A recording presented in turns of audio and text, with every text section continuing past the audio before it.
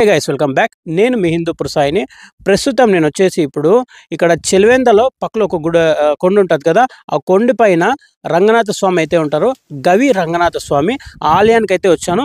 మీరు చూసుకోవచ్చు, యాక్చువల్గా ఈ కొండ ఎక్కడొస్తుంది అంటే, మీరు ఇక్కడ ఇలా పాలసముద్రం రూట్ వెళ్తారు కదా. యాక్చువల్గా ఇప్పుడు వర్షము మంచు కలిసింది కాబట్టి మీకు రూట్ కనపడడం లేదు.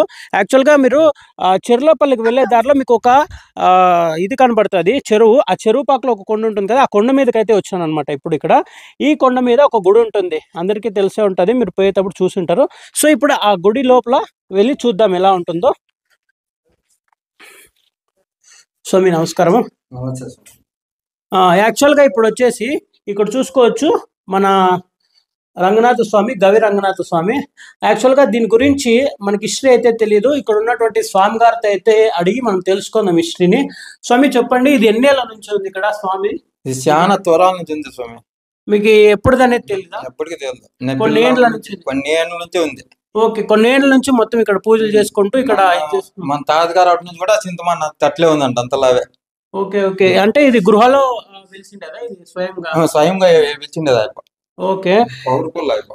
ముందు ఇక్కడ ఆ భక్తాదులందరూ పైకి వచ్చేవాళ్ళ? ఈ కొండకి యాక్చువల్ గా రూట్ లేదనుకుంటుంటారు చాలా మంది బయట ఉండేవాళ్ళు. రూట్ ఉండే ఇప్పుడు ముందు ఎద్దుల బండ్లలో వస్తా అండి, ఇట్లా అంతే ఎత్తుకొని వచ్చి ముందు నుంచే నవరాత్రులు జరుగుతాయి ఇక్కడ.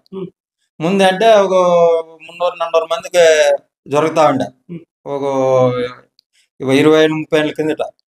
అప్పటి నుంచి ఇప్పుడు 6,000 మంది 7,000 మంది దసరా రోజు భోజనాలు బాగా దొరుకుతాయి. పండుగ టైంలో ప్రతి ఒక్కరు ఇక్కడికి వస్తుంటారు. ప్రతి 9 రోజులు, దసరా 9 రోజులు బాగా దొరుకుతుంది ఇక్కడ. ఇక్కడికి నేను చూసినాను, రోడ్డు కూడా వేపిస్తున్నారు కదండి. రోడ్డు కూడా వేపిస్తా ఉన్నారు.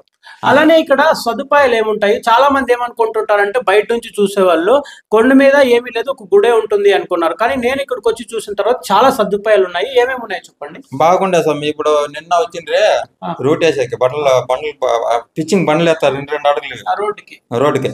ఇప్పుడు కూడా వాళ్ళు ఇంజనీర్ వస్తారు చూసి. రోడ్డు పడుతుంది అయితే ఇక్కడికి డైరెక్ట్ బండ్లు కార్లు కూడా పైకి వచ్చేయచ్చు. వస్తాయి, కార్లు అన్నీ వస్తాయి. అలానే వండుకొని చేసేదానికి కూడా ఇక్కడ ఇది ఉంది కదా, వంటశాల సత్రము. ఇప్పుడు తత్కాలానికి ఒక 300 మందికి ఉండే పాత్రలు, తట్లు గిట్లు ఏటు తెచ్చుకునే పనులే. ఎవరైతే భక్తితో వచ్చేవాళ్ళు వాళ్ళు ఇక్కడికి వచ్చి టైం స్పెండ్ చేసి ఇక్కడ ఏమన్నా వండుకొని తిని పోవచ్చు.